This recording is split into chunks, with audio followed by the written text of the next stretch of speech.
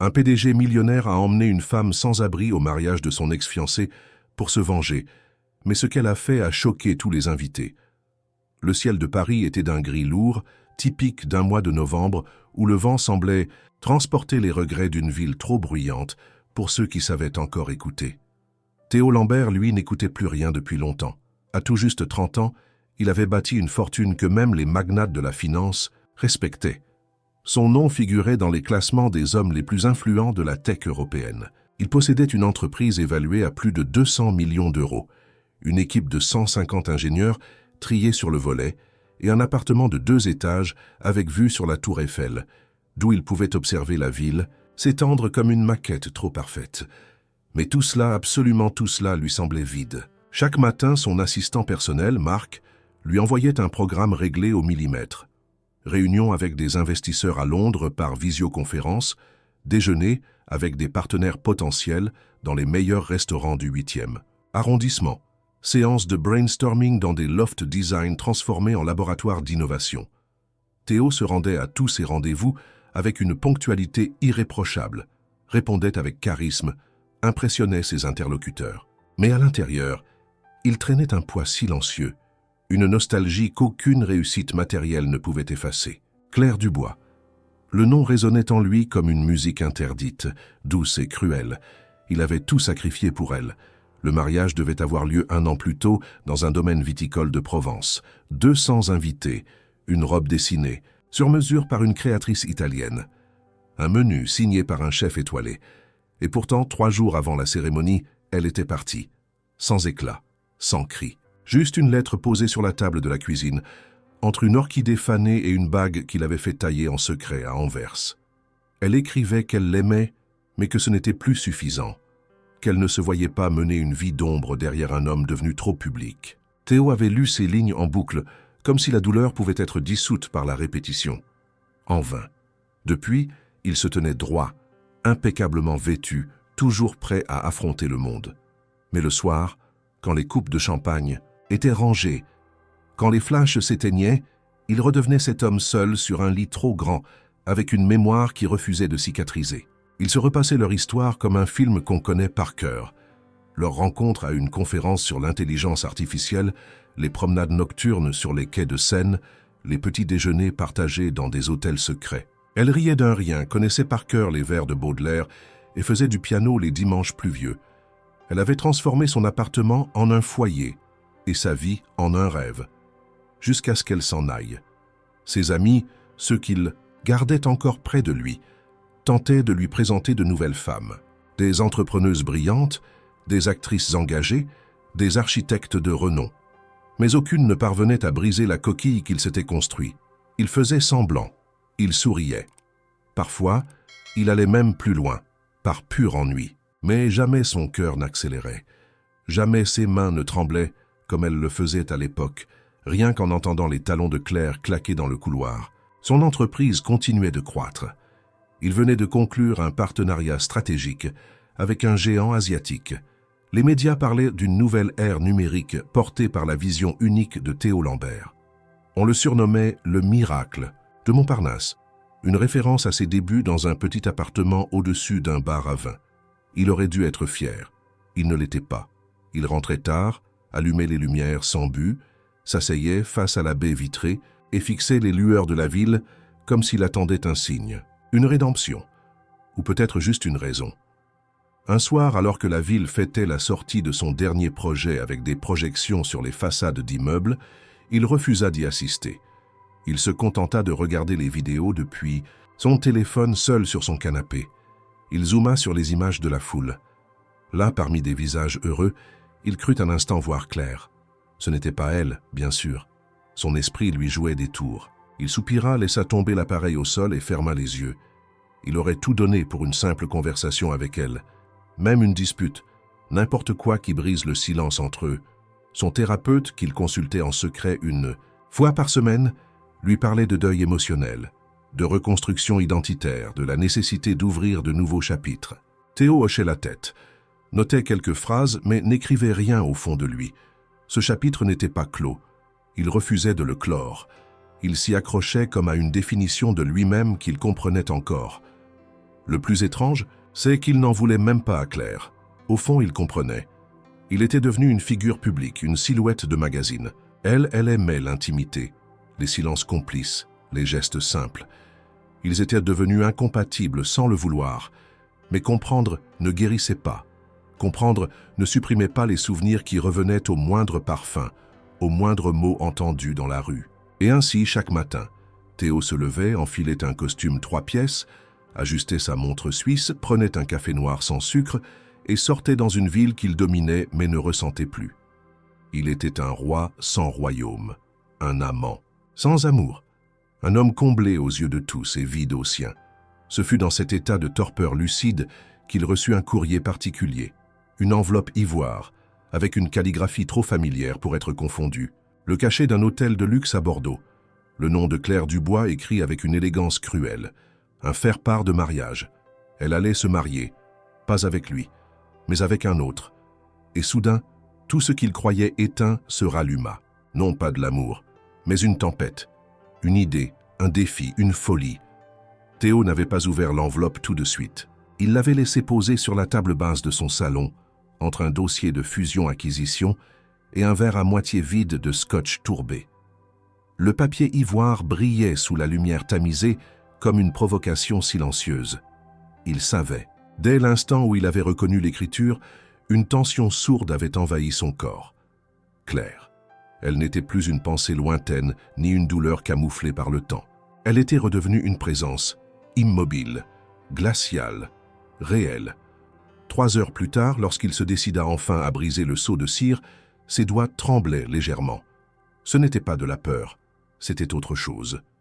Une colère contenue, un vertige d'émotions contradictoires. À l'intérieur, tout était parfait.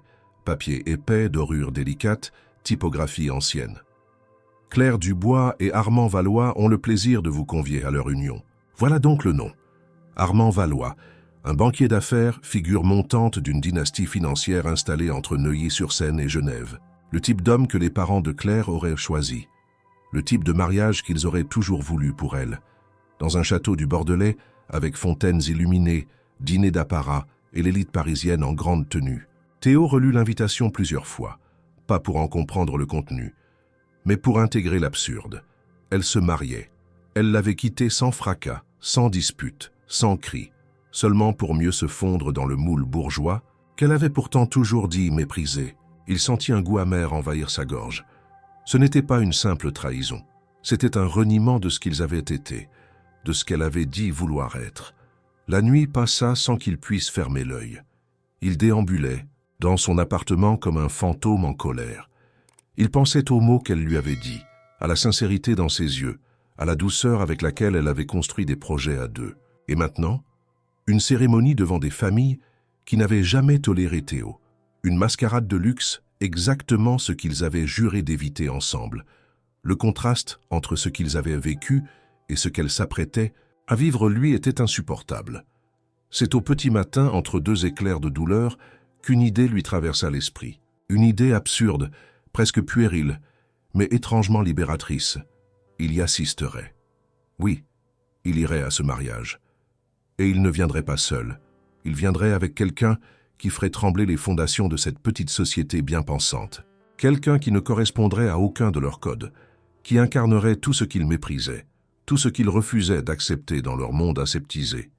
Mais il ne voulait pas une actrice excentrique ni une influenceuse provocante. Trop prévisible, trop banale. Il voulait surprendre, déranger, remettre en question leur jugement, leur morale, leur prétendue supériorité. Et peut-être, au fond, voulait-il aussi se rappeler qu'il n'était pas ce pantin poli que Claire avait quitté. Il voulait se redéfinir, même si c'était dans la provocation.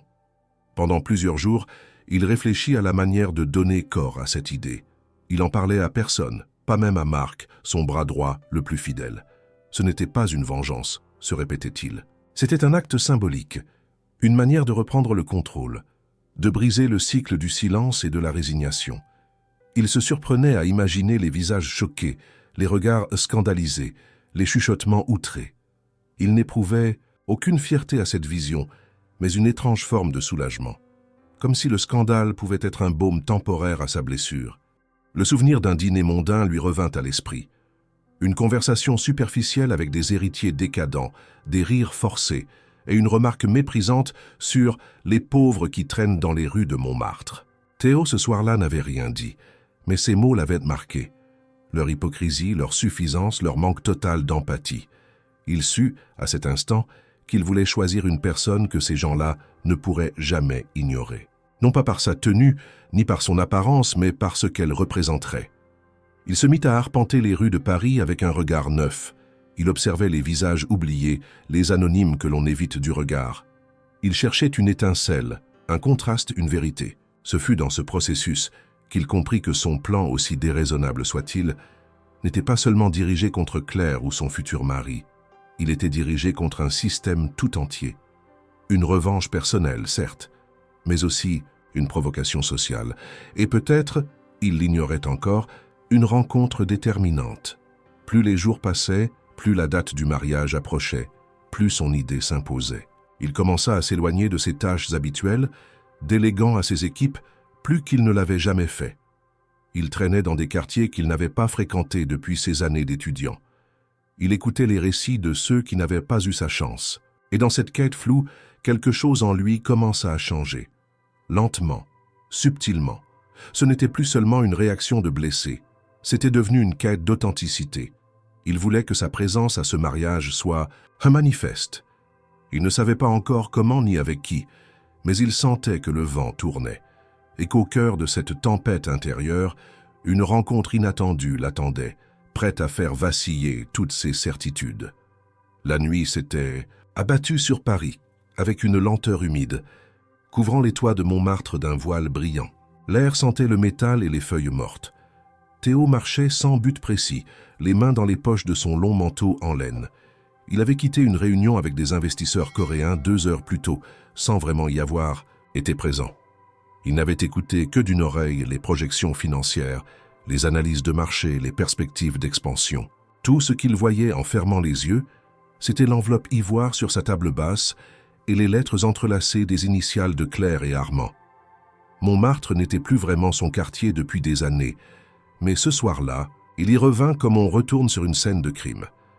Le pavé irrégulier, les marches étroites, les volets clos, tout semblait murmurer des souvenirs enfouis.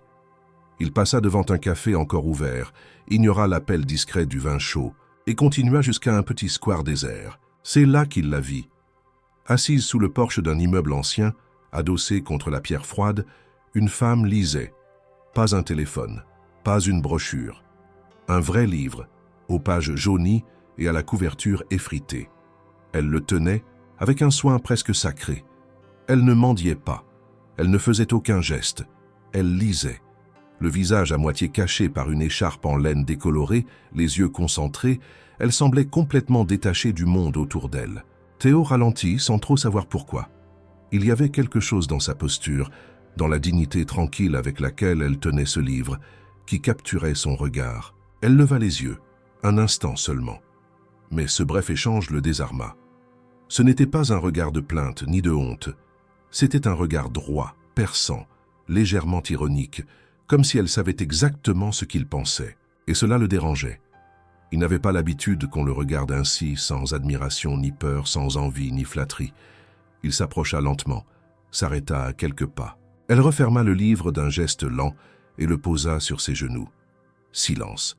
Puis il parla, plus pour briser la tension que par réelle intention. « Vous l'avez déjà lu plusieurs fois, celui-là » Elle haussa un sourcil, sans sourire. « 3 fois. Mais ce soir, il me dit quelque chose de différent. » Théo regarda la couverture. « Les Misérables. » « Bien sûr. » Il hocha la tête. « C'est un livre qui parle à ceux qu'on oublie. » Elle pencha légèrement la tête, l'air sceptique. « Et vous vous sentez oublié, monsieur Costume sur mesure ?» Il aurait dû partir. Se vexer, rire. Faire une remarque cinglante. Mais au lieu de cela, il sourit. Un vrai sourire, rare et fragile. Pas oublié. Juste invisible. Parfois. Elle le fixa intriguée. Il y avait dans sa voix une nuance d'honnêteté qu'elle ne s'attendait pas à trouver chez un homme habillé comme lui, avec une montre qui valait plusieurs mois de loyer. « Vous voulez m'aider » demanda-t-elle, soudain. « Peut-être. »« Alors ne le faites pas. Je ne suis pas un projet social, ni un cas de conscience. » Il resta silencieux. Elle reprit. « Si vous cherchez à vous racheter de quelque chose, faites-le ailleurs. Ici, je lis. C'est tout ce qu'il me reste. » Son ton n'était pas agressif. Il était clair, déterminé, presque calme, et cela le troubla plus encore. Il n'avait rien dit d'offensant, mais elle avait deviné son intention, ou du moins ce qu'elle croyait en percevoir. Il fit un pas en arrière, mais resta là. « Je ne suis pas venu vous sauver, » dit-il enfin. « Je suis venu parce que j'ai eu envie de vous parler, sans agenda, juste comme ça. » Elle le scruta, cherchant une faille. Puis, après un long silence, « Très bien, vous pouvez rester 10 minutes, mais pas plus. » Il s'assit sur le bord d'un banc, à bonne distance. Le froid s'insinuait dans ses os, mais il n'en avait cure. Il se sentait étrangement apaisé. « Élise, mon prénom, si vous comptez mes pieds tous les soirs, autant que vous sachiez. » Il hocha la tête. « Théo. Évidemment, vous avez une tête à vous appeler Théo. Ou Raphaël. » Il rit, pour de bon cette fois. Elle replongea dans son livre, mais ses yeux glissaient parfois vers lui. La curiosité était réciproque. Il voulait savoir pourquoi elle était là, pourquoi elle lisait plutôt que de tendre la main, pourquoi elle le traitait comme un homme ordinaire et non comme un phénomène de foire. Au bout de 10 minutes, elle referma le livre. « Il est l'heure pour moi de retrouver mes murs invisibles. Bonne nuit, Théo. » Il se leva. « Est-ce que je peux revenir ? Si c'est pour parler, peut-être. Si c'est pour observer, non. » Et elle disparut dans la nuit, laissant derrière elle un sillage d'interrogations. Il rentra chez lui en silence, mais avec une sensation étrange, comme si quelque chose avait bougé en lui. Elle n'était ni belle au sens classique, ni douce ni avenante, mais elle était réelle, brute, vivante, et cela dans le monde où il évoluait était devenu rare. Le lendemain, il retourna à Montmartre. Même heure, même lieu. Elle était là, même livre, même regard. Il s'assit avant qu'elle ne dise quoi que ce soit. Cette fois, elle sourit, faiblement. Mais il le vit. Un fragment de glace venait de fondre. Le troisième soir, Théo ne vint pas les mains vides. Il avait apporté 2 cafés fumants dans des gobelets en carton, un pour elle et un pour lui. Quand il arriva, Élise était là, comme les nuits précédentes, assise sur la même marche, son livre sur les genoux. Elle leva les yeux vers lui, et cette fois elle ne dit rien. Elle l'observa approcher, poser le café à côté d'elle avec prudence, puis s'asseoir sur le banc de pierre. « J'ai pensé que vous aimeriez quelque chose de chaud, » dit-il sans détour.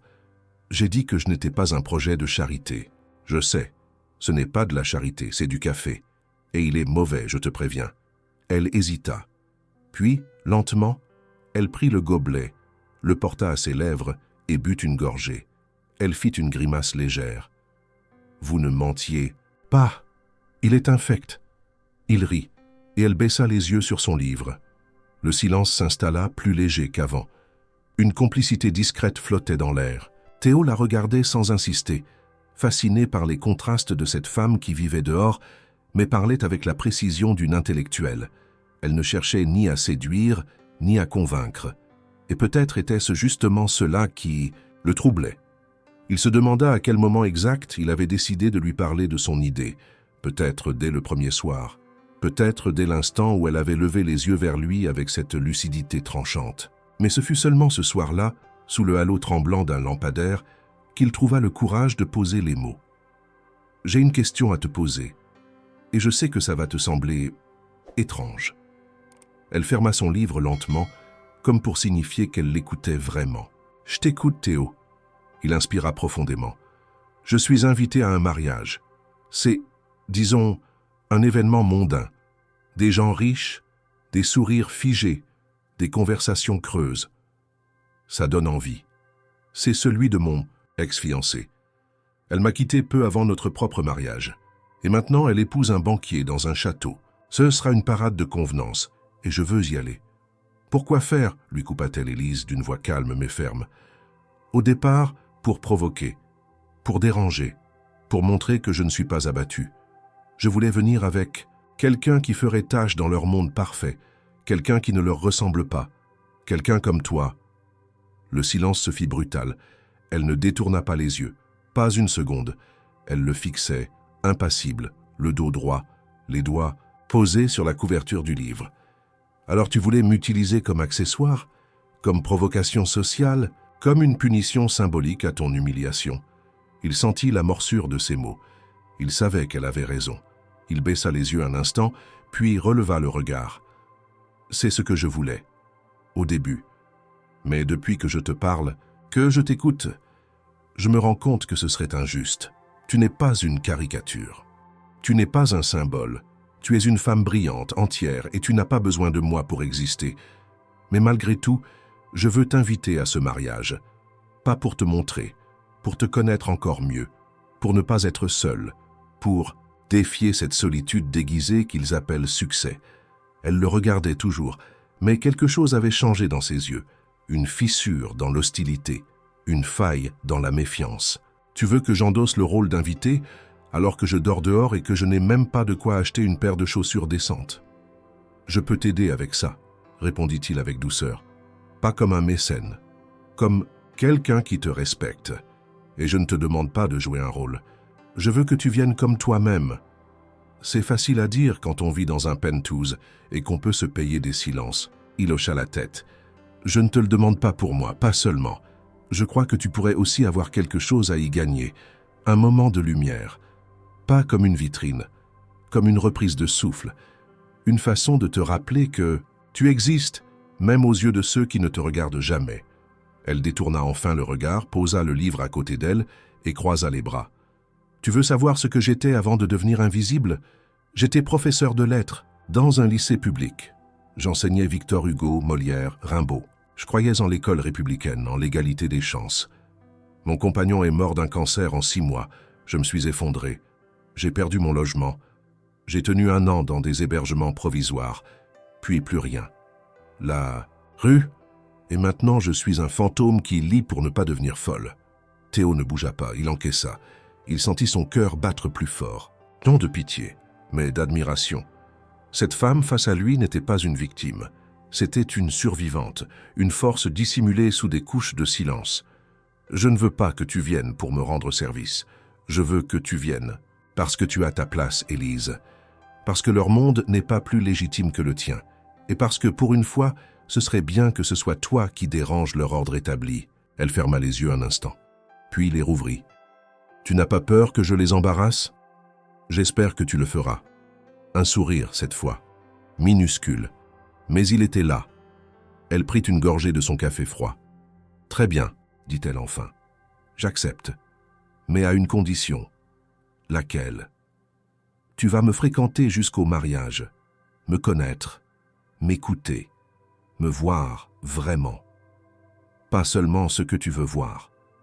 Il se redressa, sincèrement surpris. Marchez, conclut, et je choisirai ma robe, évidemment.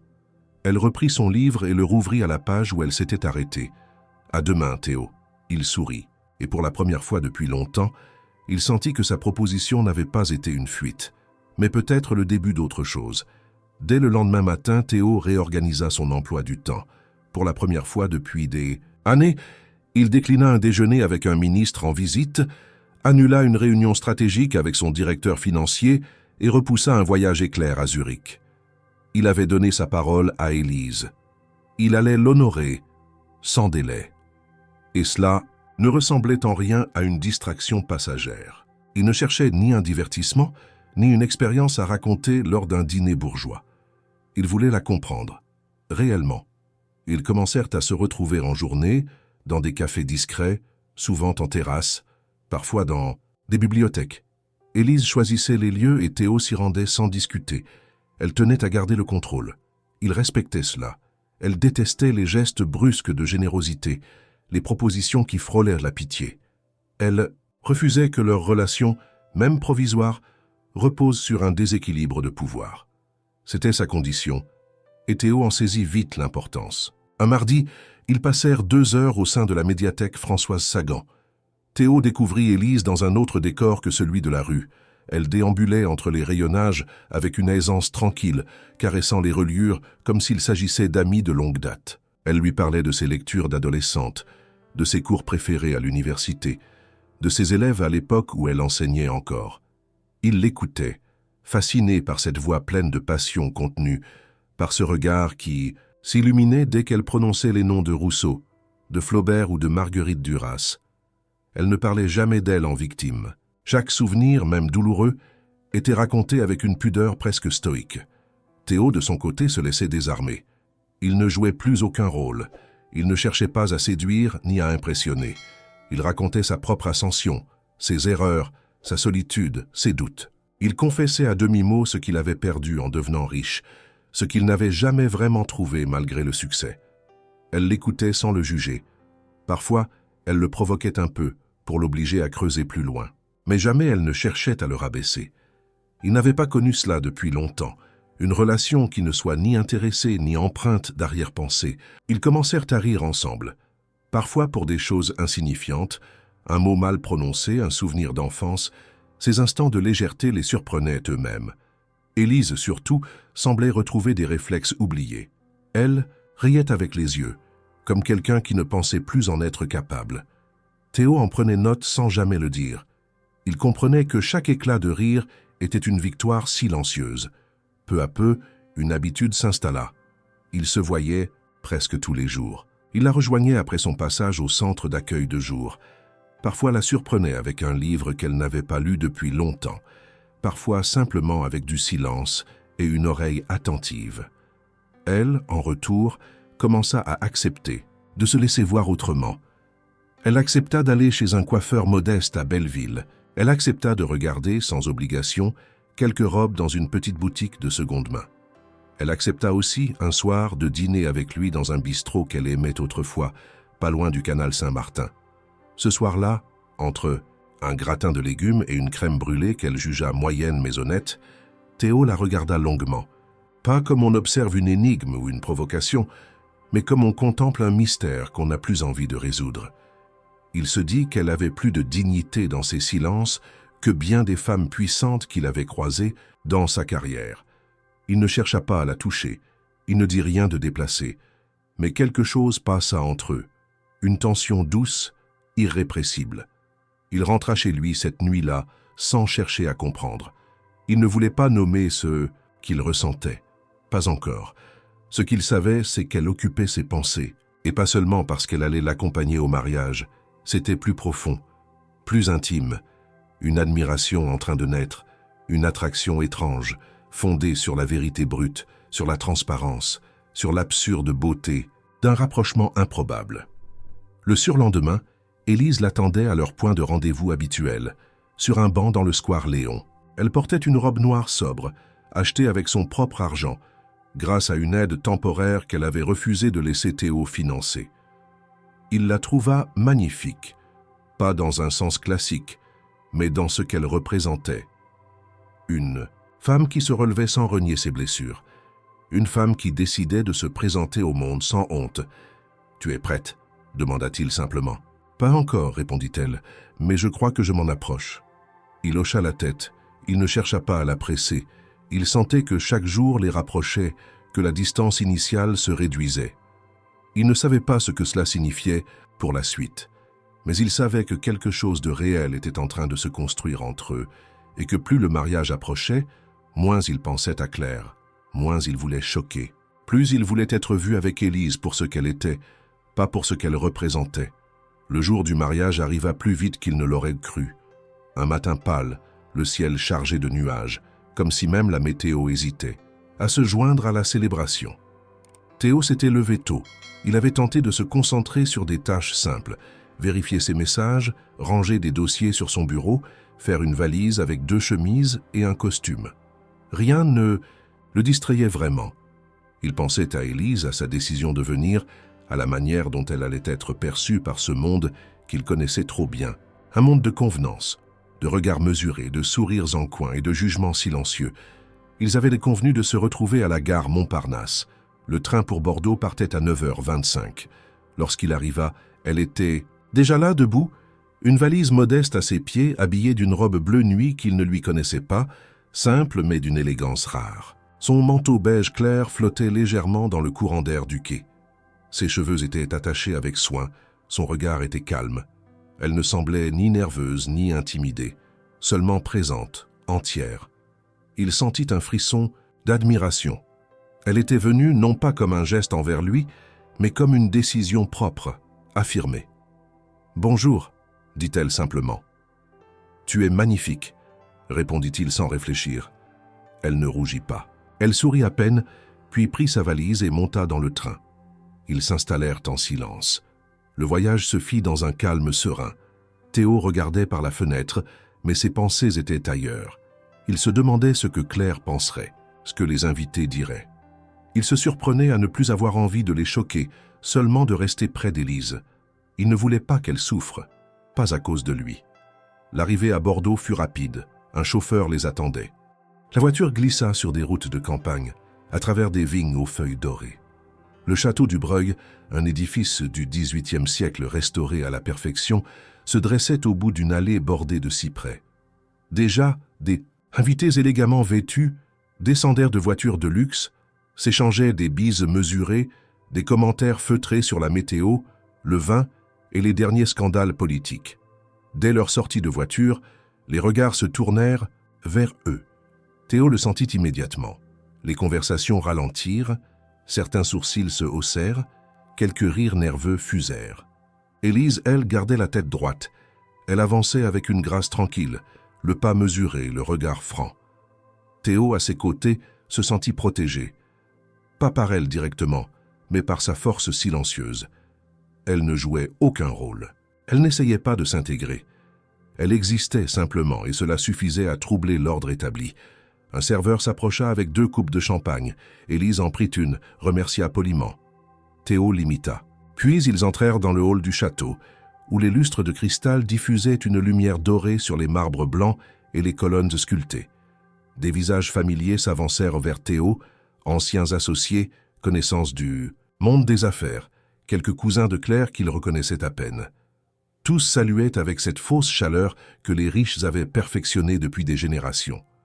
Personne ne posait de questions directes, mais les regards disaient tout. Qui est-elle? D'où sort-elle? Pourquoi est-elle là? Élise, elle, restait imperturbable. Elle écoutait, répondait brièvement, observait. Théo la regardait par moments, fasciné par cette capacité à naviguer un environnement si hostile sans perdre son aplomb. Même son silence semblait contenir plus de sens que les longs discours de ceux qui les entouraient. Et puis Claire apparut. Elle descendit les escaliers avec lenteur, entourée de 2 femmes aux robes pastel. Elle portait une robe ivoire, à la coupe classique, très éloignée de celle qu'elle avait choisie un an auparavant. Son regard balaya la salle, puis s'arrêta net. Théo et Élise à son bras. Une fraction de seconde, les traits de Claire se figèrent. Puis, elle reprit son sourire, s'approcha lentement. Les invités se dispersèrent, laissant un vide entre les 2 femmes. « Théo, dit-elle avec une voix posée, presque glacée, je ne pensais pas que tu viendrais. Tu m'as invité, Claire, et je suis venue. » Elle tourna alors la tête vers Élise, l'évalua de haut en bas. Il n'y avait ni agressivité, ni mépris dans son regard, seulement une curiosité acérée, comme si elle cherchait à comprendre ce que cette femme représentait. « Vous êtes Élise, répondit-elle, une amie de Théo. » Claire inclina légèrement la tête. « Charmant. » Le mot « poli » sonnait comme une gifle camouflée, mais Élise ne se laissa pas déstabiliser. « Merci, vous êtes ravissante. Claire, cette robe vous va mieux que celle de l'an dernier. » Un silence glacé tomba. Théo sentit une tension monter, mais Claire ne réagit pas. Elle sourit simplement, plus tendue qu'avant, et s'éloigna, sans ajouter un mot. « C'était risqué, souffla Théo. Elle devait savoir que je suis là pour moi aussi, pas pour toi, ni contre elle. » Théo hocha la tête. Pour la première fois depuis des mois, il se sentait présent, vivant. Non comme un homme blessé venu se venger, mais comme un homme accompagné par une femme que nul n'aurait pu prévoir. Et plus il observait Élise, plus il se disait que tout cela n'était peut-être pas une mise en scène. Que ce mariage, finalement, pourrait bien marquer le début de quelque chose qu'il n'avait jamais anticipé. Le soleil s'était un peu levé dans le ciel bordelais, projetant sur les façades du château du Breuil une lumière douce mais trompeuse. Les invités, désormais tous arrivés, circulaient entre les jardins et les salons ornés de tapisseries. Le vin coulait en abondance. Les petits fours étaient servis avec une précision chorégraphiée, et les discussions battèrent leur plein sur des sujets aussi divers que l'art contemporain. les crypto-monnaies et les dernières élections. Mais un sujet revenait en sourdine, sous forme de murmures étouffés. La compagne de Théo Lambert. Qui était-elle? Pourquoi était-elle là? Certains parlaient d'une ancienne actrice ayant sombré dans l'oubli, d'autres d'une artiste excentrique ou d'une militante provocatrice. Peu de ces hypothèses effleuraient la vérité. Et Élise, de son côté, n'avait pas l'intention de se justifier. Théo, toujours à ses côtés, percevait les regards, les sourires dissimulés, les interrogations voilées par des politesses de façade. Mais ce qui le préoccupait vraiment, ce n'était plus l'effet qu'ils produisaient ensemble. C'était elle. Il observait sa manière de se mouvoir, de répondre sans jamais s'énerver, d'analyser chaque mot prononcé autour d'elle avec une lucidité presque académique. Il se demandait comment elle faisait pour garder autant de calme, de maîtrise, alors qu'elle savait pertinemment qu'elle dérangeait, qu'elle incarnait tout ce que ce milieu rejetait instinctivement. Claire, elle, ne pouvait détourner les yeux bien longtemps. Chaque fois qu'elle croisait le regard d'Élise, son sourire vacillait légèrement. Elle tentait pourtant de se concentrer sur ses invités, sur son futur mari Armand, un homme grand, aux traits élégants, manifestement cultivé mais réservé, sur le protocole méticuleusement orchestré par sa mère. Mais rien n'y faisait. Quelque chose en Élise la dérangeait profondément. Peut-être parce qu'elle ne comprenait pas comment une femme visiblement étrangère à leur monde pouvait tenir tête ainsi, sans arrogance, mais sans se plier non plus. Ce fut, après la cérémonie civile, organisée en plein air sous une tonnelle fleurie, que les choses prirent une tournure plus directe. Les invités s'étaient dispersés dans les jardins pour l'apéritif. Claire approcha du buffet, vêtue de sa seconde robe, plus légère, au style champêtre mais coûteux. Elle aperçut Élise seule, en train de contempler un arbre ancien, dont les racines émergeaient comme les doigts d'un géant endormi. Sans un mot, elle s'approcha, un verre à la main. « Vous aimez les vieux arbres, on dirait. » Élise se tourna vers elle, calmement. « Il me rappelle ce qui dure malgré les tempêtes. » Claire sourit, mais ses yeux restaient durs. « Vous êtes très poétique. Ce n'est pas commun par ici. Peut-être que ce lieu a besoin d'un peu de poésie. » Un silence tendu s'installa. Claire prit une gorgée de vin, puis s'appuya contre le tronc d'un figuier. « Je suppose que Théo ne vous a pas raconté toute notre histoire. Il m'a dit ce que je devais savoir. Le reste ne regarde que vous deux. Et pourtant, vous êtes ici, dans mon mariage, comme une pièce qu'on pose sur un échiquier. » Élise se tourna complètement vers elle. Pas un pli de sa robe ne bougeait. Elle semblait ancrée, stable, là où Claire apparaissait légèrement, nerveuse malgré son apparente maîtrise. « Je ne suis le pion de personne, et certainement pas un instrument de vengeance. Si je suis ici, c'est parce que j'ai choisi d'y être. Pas pour provoquer, mais pour accompagner un homme que vous avez blessé. Un homme qui, malgré cette blessure, a encore assez de respect pour ne pas vous haïr. » Claire parut légèrement déstabilisée. Elle détourna le regard un instant, puis reprit sur un ton plus acide. « Vous avez un certain talent pour retourner les situations à votre avantage. On sent l'ancienne professeure. » Élise sourit doucement. « Il n'y a pas de honte à être enseignante. Mais il y en a peut-être à oublier que certains savent encore écouter. » Claire serra les doigts autour de son verre. Elle n'était pas habituée à se sentir inférieure, ni même mise à mal sur le plan verbal. Elle avait toujours dominé les échanges par son assurance, par sa culture bien huilée, par son statut. Mais Élise n'était pas impressionnée. Elle ne jouait pas selon les mêmes règles. Et vous croyez vraiment qu'un monde comme celui-ci peut vous accepter? Vous croyez qu'il suffit de mettre une robe correcte et de sourire pour appartenir? Je ne cherche pas à appartenir. J'existe. C'est suffisant. Et si ce monde ne peut pas tolérer qu'une femme debout, sans fortune, sans nom, sans influence, ait le droit d'être ici, alors c'est ce monde qu'il faut questionner. » Les mots tombèrent comme des pierres polies, nets, définitifs. Claire s'éloigna sans répondre, non pas par dédain, mais parce qu'elle savait qu'elle venait de perdre quelque chose. Pas Théos, elle l'avait déjà perdu avant même de le quitter, mais la certitude que personne ne viendrait troubler le miroir parfait de son ascension. Théo, qui avait suivi la scène de loin, ne put s'empêcher d'admirer Élise encore davantage. Il s'approcha d'elle, posa une main légère sur son bras. « Ça va ?»« Parfaitement. Ce monde est plus fragile que je ne le pensais. » Il rit doucement. « Et toi, tu es bien plus forte que ce que je croyais. » Ils restèrent là un moment, à observer les autres invités reprendre leur conversation, leur jeu de façade. Et dans ce théâtre figé, Élise brillait d'une lumière que nul ne pouvait vraiment comprendre, sauf lui. La lumière commençait à décliner dans les jardins du château du Breuil. Les conversations se faisaient plus calmes, plus feutrées, tandis que les musiciens installés sous la véranda jouaient un air lent, presque nostalgique. Les invités, repus de vin et de flatterie, déambulaient entre les lanternes accrochées aux branches et les tables disposées en cercle autour de la piste de danse. Les serveurs circulaient avec discrétion, remplissant les verres, échangeant quelques sourires professionnels. C'était cette heure suspendue, entre la lumière du jour et l'obscurité totale, où tout semblait plus fragile, plus vrai. Théo s'était éloigné avec Élise.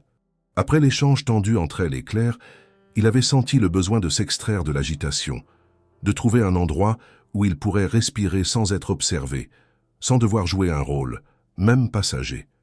Ils avaient contourné la façade principale du château, longé les écuries rénovées et atteint un petit sentier bordé de buissons fleuris, à peine éclairé par la lueur tremblante des lampions. Loin des murmures, des regards et des apparences. Ils marchaient côte à côte, en silence. Chaque pas semblait peser un peu plus que le précédent, chargé de non-dits, de questions suspendues, de sensations neuves qu'aucun des deux ne voulait nommer. Théo, d'ordinaire si prompt à remplir les silences, n'osait cette fois rien dire. Il avait peur que le moindre mot brise ce fragile équilibre entre eux, cette tension douce mais puissante qu'il sentait croître depuis des jours. Élise s'arrêta la première. Elle se tourna vers lui sans sourire, les mains croisées devant elle. Son visage était éclairé par une lumière diffuse, ses traits détendus, mais son regard profondément sérieux. Elle semblait vouloir parler mais hésitait. Il le vit, il le sentit. Et sans réfléchir davantage, il fit un pas en avant. Il l'embrassa. Ce ne fut ni long ni passionné. Ce ne fut pas un baiser volé ni imposé. C'était un geste soudain, instinctif, chargé de tout ce qu'il n'avait pas su dire depuis qu'ils s'étaient rencontrés. Ses lèvres trouvèrent les siennes, avec une douceur presque timide. Et pendant cette brève seconde, tout sembla se suspendre, la douleur, le passé, les masques. Il n'y avait plus de château, plus de mariage, plus de plan. Juste eux. Mais presque aussitôt, Élise se recula. Lentement, sans brutalité, mais fermement. Elle baissa les yeux, puis releva la tête pour le regarder droit dans les siens. « Non », murmura-t-elle. « Pas comme ça. » Il resta figé, pris entre l'élan qu'il venait de suivre et la réalité qu'elle lui opposait. Il voulut parler, mais elle le devança. « Tu es perdu, Théo. Tu crois que ce que tu ressens est clair, mais tu ne sais même pas ce que tu cherches vraiment. Je ne veux pas être un pansement. Je ne veux pas être la femme qui t'aide à oublier une autre. » Il secoua la tête. « Ce n'est pas ça, ce n'est plus ça, Élise, je te le jure. Au début, oui, peut-être. Mais maintenant, je ne peux pas passer une journée sans penser à toi, sans vouloir te voir, t'écouter, te protéger. » Elle eut un sourire triste. « C'est beau, et c'est peut-être vrai. Mais tu dois comprendre une chose. Je ne suis pas une histoire de revanche. Je ne suis pas une parenthèse. Et je refuse de me perdre dans une relation qui commence dans le flou, dans la confusion, dans l'ombre d'un autre amour. » Théo avança d'un pas, tendit la main, hésita, puis la laissa retomber. « Qu'est-ce que tu veux que je fasse ? Rien pour l'instant. Sois sincère avec toi-même. Pose-toi les bonnes questions. Et quand tu sauras avec certitude que ce n'est pas clair que tu veux, que ce n'est pas l'orgueil qui parle, alors peut-être je t'écouterai à nouveau. » Elle s'éloigna doucement, sans attendre de réponse. Il ne la retint pas. Il la regarda partir, silhouette fine dans la lumière décroissante, et sentit un poids nouveau s'installer dans sa poitrine.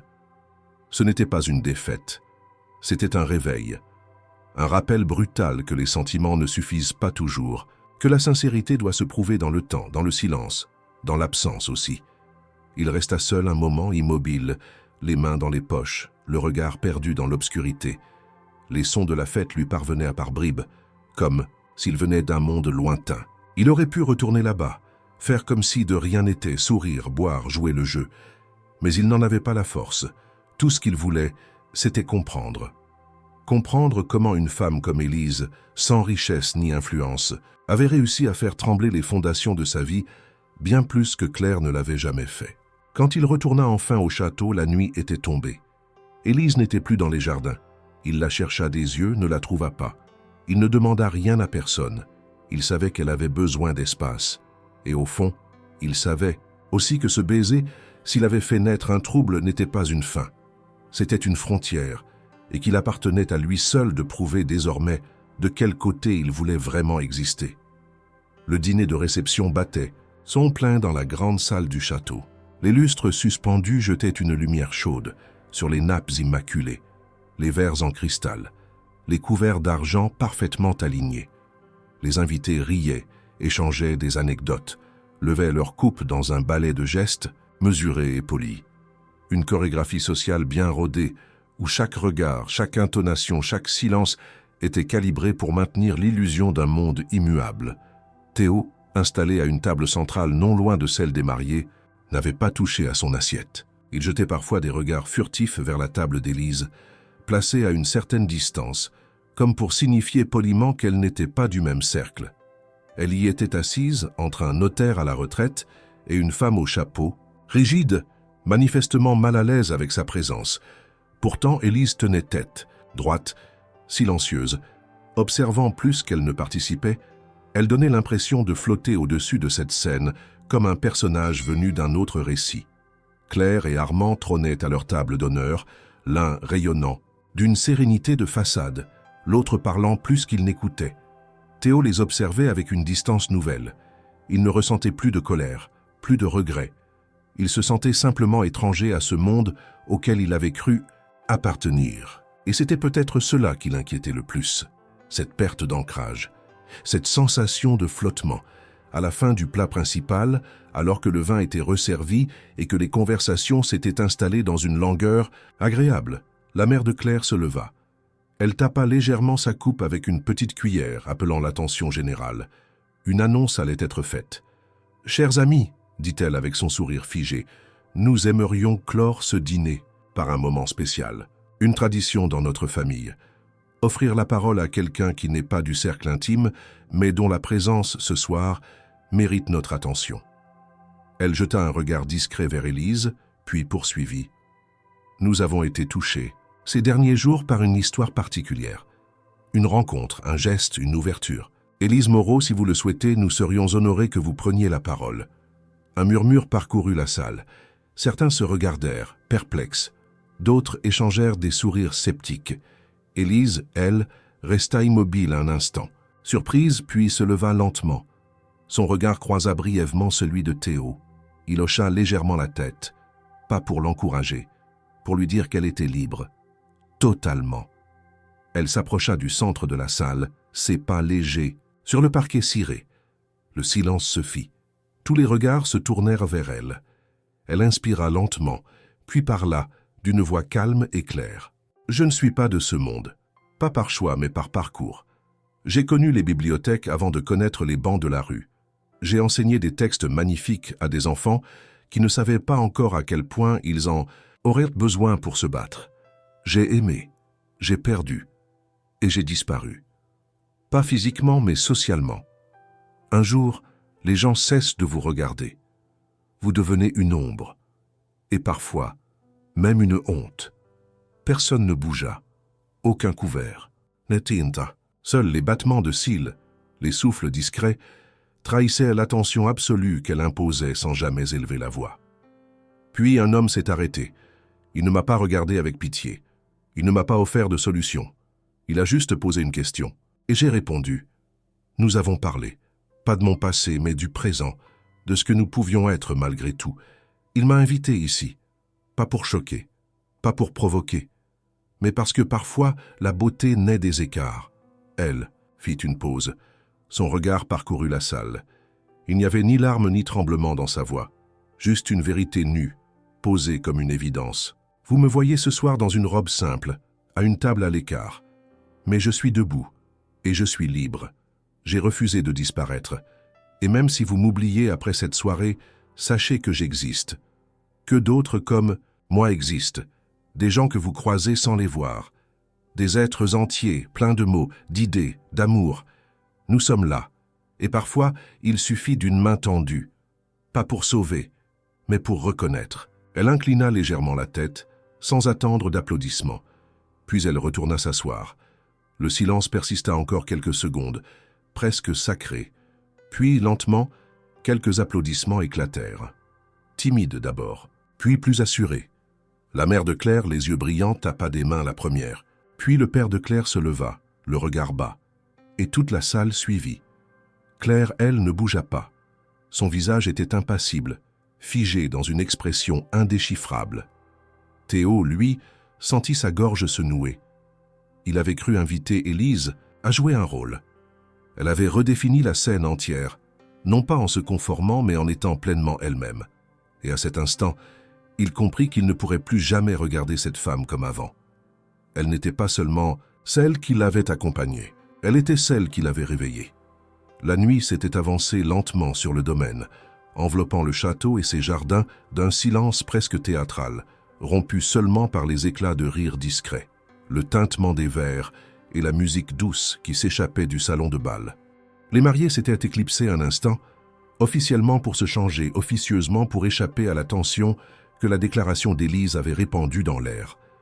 Rien n'avait été ouvertement dit, et pourtant, chacun avait perçu que la soirée avait changé de ton. Ce n'était plus la simple célébration d'une union attendue entre deux héritiers bien nés. Quelque chose avait déraillé, subtilement, mais de manière irréversible. Théo, assis sur un muret au bord d'un petit bassin, regardait son reflet trembler dans l'eau. La voix d'Élise résonnait encore dans son esprit, mot pour mot.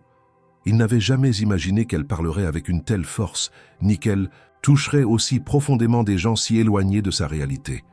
Il n'avait rien contrôlé. Elle avait pris sa place, pleinement, sans demander la permission. Et cela, loin de l'effrayer, le fascinait. Claire le retrouva là, seul, vêtu de sa troisième tenue de la soirée, une robe fluide couleur ivoire cassée, plus sobre, presque mélancolique. Elle s'approcha lentement, comme on revient vers quelque chose qu'on a longtemps voulu oublier. « Tu ne danses pas ?» demanda-t-elle d'un ton neutre. Il releva les yeux vers elle. « J'écoute le silence. Il est plus honnête que beaucoup de nos conversations. » Elle esquissa un sourire amer, toujours aussi dramatique. « Et toi, toujours aussi en contrôle. » Elle s'assit à côté de lui à une certaine distance. Ils restèrent là un instant sans rien dire. Puis Claire reprit, plus doucement, « Tu l'aimes, n'est-ce pas ?» Théo ne répondit pas tout de suite. Il observa les ombres des arbres se refléter sur l'eau, comme pour chercher une vérité dans leur instabilité. Puis il murmura « Je crois que oui, mais j'ai encore du mal à comprendre ce que ça signifie. » Claire soupira. « Ce n'est pas elle qui m'a blessé ce soir, ce n'est pas son discours. C'est ce que j'ai vu dans ton regard pendant qu'elle parlait. Tu étais ailleurs. Tu ne pensais plus à moi. Tu ne pensais plus à rien d'autre qu'à elle. » Il tourna la tête vers elle, surpris. « Pourquoi m'avoir invité, Claire ? Parce que j'avais besoin de vérifier que je t'avais vraiment perdu, que ce que j'ai décidé il y a 1 an était irréversible. » Elle marqua, une pause reprenant son souffle comme si chaque mot coûtait. « On m'a poussé à partir. Tu sais comment sont mes parents. Ton succès n'a jamais suffi à effacer ton origine. Ils m'ont fait peur. J'ai cédé, j'ai eu tort. Mais je ne veux pas revenir, je voulais juste comprendre. Fermer cette boucle. » Théo sentit une douleur sourde remonter en lui, mais différente de celle qu'il avait connue. Ce n'était plus une blessure vive, c'était une cicatrice qu'on effleure. Ce que tu dis, ça aurait peut-être changé quelque chose avant, mais maintenant, c'est trop tard. Pas parce que j'ai rencontré Élise, mais parce que, avec elle, je me suis rendu compte que je ne savais plus qui j'étais quand j'étais avec toi. « Elle t'a transformé », murmura Claire. « Non. Elle m'a réveillé. » Un silence. Puis Claire se leva, lissa les plis invisibles de sa robe. « Tu es plus vrai, Théo. Et même si ça me coûte de l'admettre, je suis heureuse pour toi. » Il se leva aussi, lentement, comme si la conversation l'avait vidé. « Et toi, tu es heureuse ?» Elle sourit, triste. « Je le serai peut-être, un jour. » Ils se regardèrent une dernière fois, sans rancune, sans amertume, juste avec cette reconnaissance muette que seuls partagent ceux qui ont vraiment aimé. Puis Claire s'éloigna, reprenant sa place dans le théâtre qu'elle avait choisi. Théo resta seul quelques minutes encore, puis il se mit en quête d'Élise. Il la trouva dans l'orangerie, assise sur un fauteuil ancien, seule, un livre sur les genoux, peut-être un vestige oublié de la bibliothèque du château. Il s'approcha sans bruit. Elle leva les yeux vers lui, Il vit tout de suite qu'elle savait, qu'elle avait deviné l'échange avec Claire, qu'elle attendait sa décision. Mais elle ne dit rien. « Je lui ai dit la vérité », souffla-t-il. « Et toi, tu la connais, cette vérité ?» Il s'accroupit devant elle. « Je sais que je ne veux pas te perdre, pas parce que j'ai peur d'être seul, mais parce que je n'ai jamais rencontré quelqu'un qui me regarde sans vouloir me changer. » Elle referma lentement le livre. « Tu m'as rencontré au plus bas, et pourtant tu n'as pas profité, tu as écouté, tu as partagé. Mais ce que je veux maintenant, c'est que tu regardes ce que tu ressens. Pas comme une réaction, comme une certitude. » Il prit une inspiration longue. « Je ne suis pas encore prêt à dire que je t'aime, Élise, mais je suis prêt à marcher vers ce sentiment, pas à pas. Et si tu veux bien, je ne veux plus faire semblant que tu n'es qu'une rencontre parmi d'autres. » Elle le regarda longuement, puis elle hocha doucement la tête. « Alors ne me demande pas de décider ce soir. Demain je partirai, pas parce que je te fuis, parce que j'ai besoin de retrouver qui je suis sans toi. Et si un jour nos chemins se recroisent, je veux que ce soit avec clarté, sans peur, sans doute. » Il ne répondit pas, il respectait, profondément. Ils restèrent là, en silence, sous les grandes vitres sombres de l'orangerie. Et dans ce silence, il n'y avait ni fin, ni promesse. Juste une vérité nue, difficile, mais belle. Le château s'était vidé progressivement, laissant derrière lui un silence étrange, presque oppressant. Les rires, la musique, les toasts solennels, tout s'était éteint, ne laissant que des traces éphémères sur les nappes froissées, les verres oubliés sur les rebords de fenêtres, les bouquets défraîchis sur les tables. Le personnel débarrassait en silence. Les dernières voitures des invités s'éloignaient en soulevant des nuages de poussière sur les chemins de gravier. Théo, dans sa chambre au 2e étage, regardait par la fenêtre sans vraiment voir ce qui se déroulait en contrebas. Il avait peu dormi, pas à cause de la fête, mais à cause de la clarté brutale qui l'avait frappé la veille. Quand il s'était réveillé, Élise n'était plus là. Son lit, dans la chambre d'amis qu'on lui avait attribuée, était fait, le coussin soigneusement replacé. Rien ne trahissait son passage, sauf un petit papier plié en deux, posé sur le bureau. Il reconnut son écriture avant même de le toucher. Elle avait une manière d'écrire droite, précise, comme elle parlait, sans détour, sans fioriture. Il ouvrit le mot lentement, avec un mélange de hâte et de crainte. Il lut « Théo, je suis parti avant que le soleil se lève, non par lâcheté, mais par respect. Je veux que tu saches que ces jours avec toi ont été réels, intenses, précieux. Tu m'as regardé sans filtre, tu m'as écouté comme peu de gens l'ont fait. Mais ce que je ressens maintenant, c'est le besoin profond de me retrouver seul. Je veux aimer, mais pas à moitié. Je veux me donner, mais pas dans l'ombre d'un doute. Tu m'as offert une lumière, mais je dois d'abord apprendre à marcher dans la mienne. Si nos chemins doivent se recroiser, ce sera au moment juste, pas avant, Élise. » Il relut la lettre 3 fois, peut-être plus. Chaque mot entrait en lui avec la précision d'une lame. Non pour blesser, mais pour couper les illusions. Ce n'était pas une rupture, ce n'était pas un adieu dramatique. C'était une vérité nue, douloureuse, parce qu'incontestable. Elle avait raison. Lui, malgré sa sincérité, portait encore des fardeaux invisibles. Il n'était pas prêt, et elle l'avait vu. Le vide qu'elle laissait n'avait rien à voir avec celui que Claire avait creusé 1 an plus tôt. Claire avait rompu avec un coup sec, une décision soudaine. C'était une blessure d'orgueil, une humiliation sociale. Ce qu'Élise laissait derrière elle, c'était l'absence d'une rencontre vraie, interrompue non par trahison, mais par honnêteté. C'était 1000 fois plus dur à accepter. Théo passa la matinée enfermé dans la chambre, incapable de descendre. Il répondit à peine aux messages, ignora les appels de Marc et refusa même la proposition du majordome de lui apporter un petit déjeuner. Il se contenta de marcher de long en large, relisant la lettre comme un mantra, essayant de se convaincre que tout cela faisait partie d'un chemin, que ce n'était pas une fin. Mais son cœur, lui, ne voulait pas entendre ces mots. Il voulait la retrouver, lui parler, la retenir. Il quitta finalement le château en début d'après-midi, seul, valise à la main. Il demanda au chauffeur de le déposer à la gare, refusa toute escorte. Pendant le trajet, il se perdit dans le paysage, les vignes, les routes de campagne, les maisons de pierre. Il revoyait Élise dans chacune d'elles. Elle avait laissé une empreinte dans tout ce qu'il croisait, non pas par son absence, mais par ce qu'elle avait éveillé en lui. Un autre regard, une autre manière d'être. Dans le train de retour, il ne lut pas, ne travailla pas. Il resta immobile, les bras croisés, les yeux dans le vide. Il revivait chaque conversation avec elle, chaque silence aussi. Les plus douloureux étaient ceux qui n'avaient rien tenté de masquer. Elle n'avait jamais cherché à séduire. Elle s'était montrée telle qu'elle était.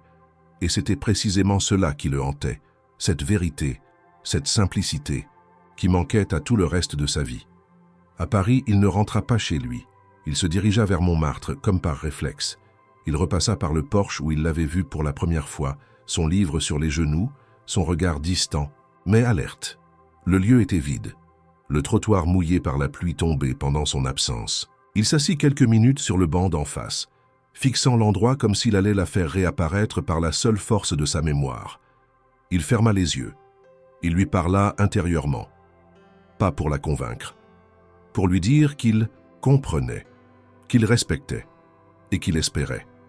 Les jours suivants, il reprit peu à peu le rythme du quotidien.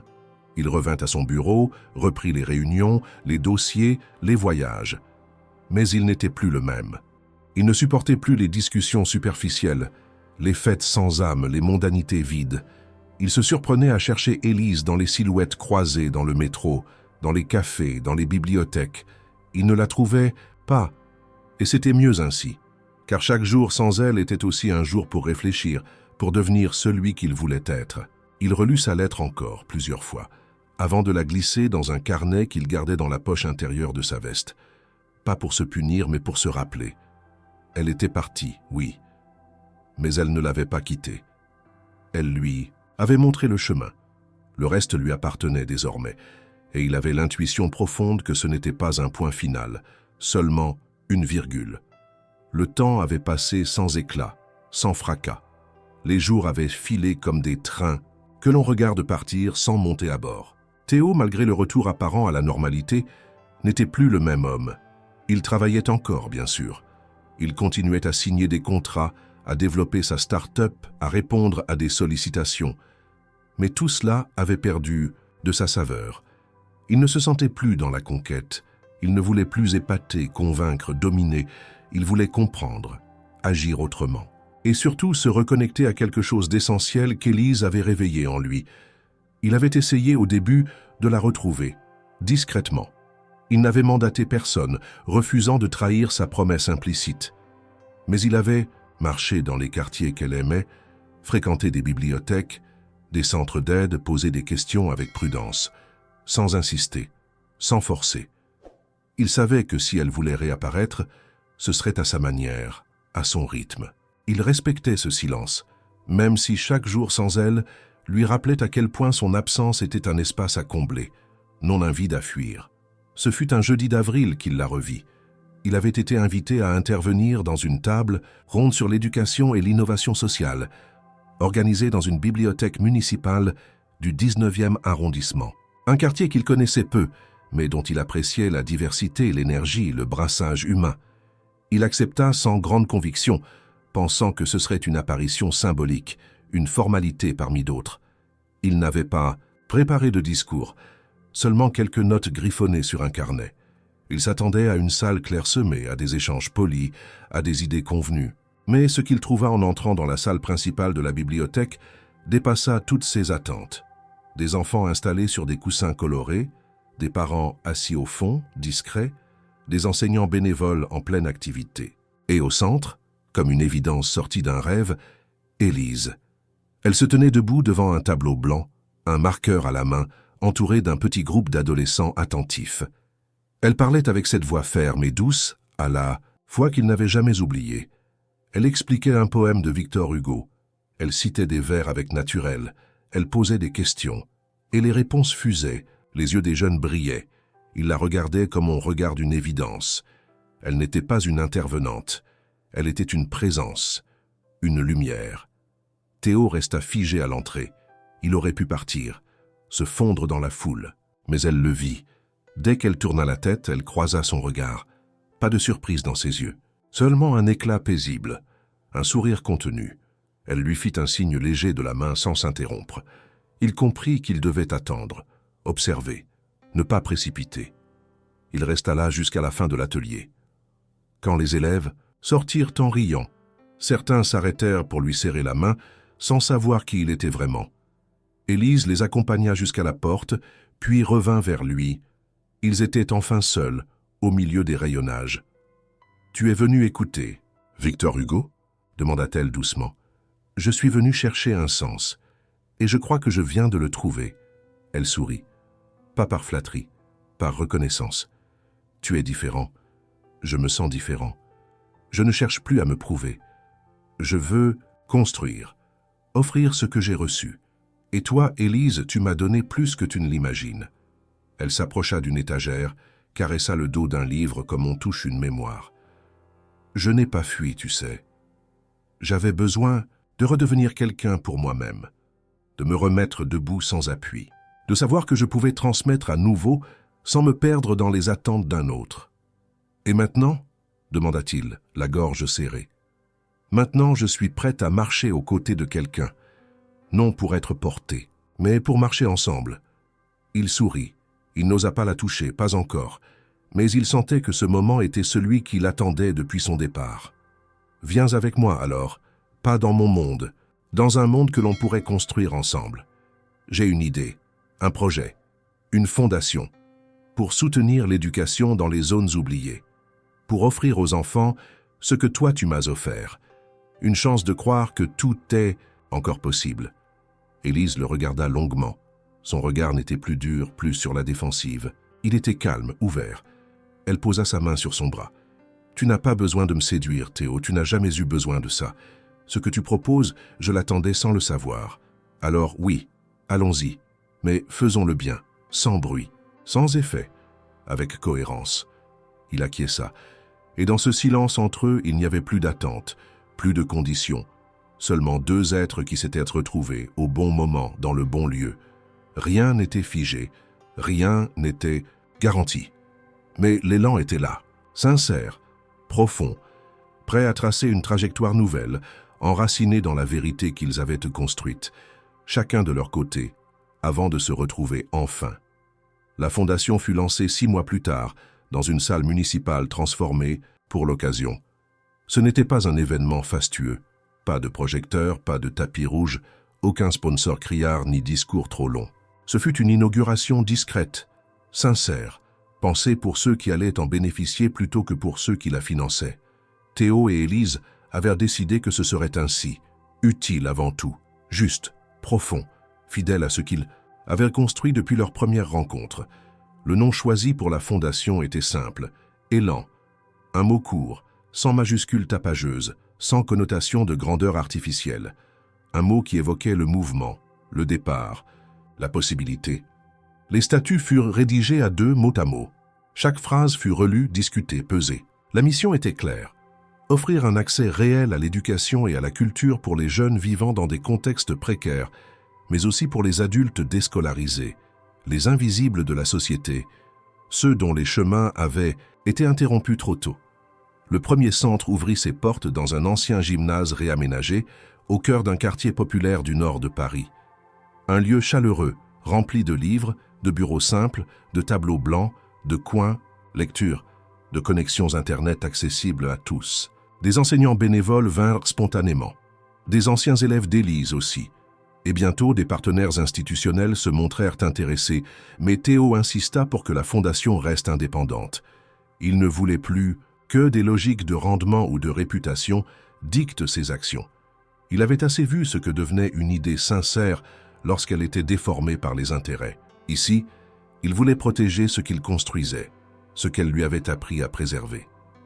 Le jour de l'inauguration, Élise portait une robe crème très sobre, les cheveux attachés comme elle le faisait parfois lorsqu'elle enseignait.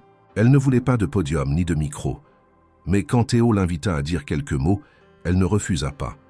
Elle parla sans notes, les mains croisées devant elle, le regard tranquille. « Ce que vous voyez ici n'est pas un miracle, dit-elle. Ce n'est pas non plus une charité, c'est une réponse à ceux qui pensent que la chute est une fin, à ceux qui croient que seules les grandes écoles forgent des intelligences, à ceux qui oublient que le savoir est une arme silencieuse, capable de relever un être, de changer un regard, de redonner une voix. J'ai vécu le silence. J'ai connu l'oubli. Et aujourd'hui, je suis debout. Pas seul, mais avec vous, avec lui. Elle se tourna vers Théo qui la regardait depuis le fond de la salle.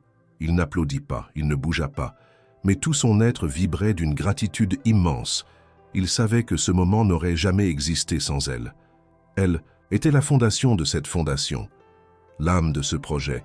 Il n'était que le bras, le relais. À la fin de la cérémonie, les invités commencèrent à partir, les mains pleines de brochures, les têtes pleines de questions, les cœurs un peu plus ouverts. Il restait encore quelques bénévoles, des enfants qui couraient entre les rayonnages, des rires qui résonnaient comme des promesses. Théo s'approcha d'Élise, qui observait les étagères avec une attention presque émue. « Tu avais raison, » dit-il à voix basse. « Ce monde n'a pas besoin de plus de héros. Il a besoin de plus de lucidité. Et tu es la personne la plus lucide que j'ai rencontrée. » Elle le regarda sans détourner les yeux. « Et toi, tu es celui qui a choisi de ne pas avoir peur d'apprendre. Ce n'est pas rien. » Il lui tendit la main, pas pour une poignée conventionnelle, mais comme on tend la main à quelqu'un qu'on ne veut plus quitter. Elle la prit. Ils restèrent ainsi quelques secondes, pas un mot de plus, mais tout était là. Ils ne portaient pas d'étiquette, pas de promesses romantiques jetées au vent, pas de déclarations solennelles, mais chaque jour passé à construire ensemble ce projet les rapprochait. Il n'était plus question de vengeance, d'image, d'ego. Il s'agissait désormais de liens, de vérité, de présence. Ils continuaient de vivre chacun chez soi, respectant leur rythme, leurs espaces. Mais ils se retrouvaient chaque matin au centre, travaillaient côte à côte, prenaient le café ensemble, partageaient des silences plus profonds que bien des mots. Et parfois, le soir, lorsqu'il faisait plus froid, ou que le jour avait été rude, Théo l'attendait à la sortie avec son manteau sur le bras, et elle posait sa tête contre son épaule, sans rien dire. C'était leur façon de dire que tout allait bien. La presse parla de la fondation, discrètement d'abord, puis avec plus d'attention. Certains articles cherchèrent à en faire un nouveau conte moderne, un PDG au sommet qui tend la main à une sans-abri, la transforme, l'élève. Mais ceux qui les connaissaient vraiment savaient que c'était l'inverse, que c'était elle qui avait élevé cet homme, en le ramenant à lui-même.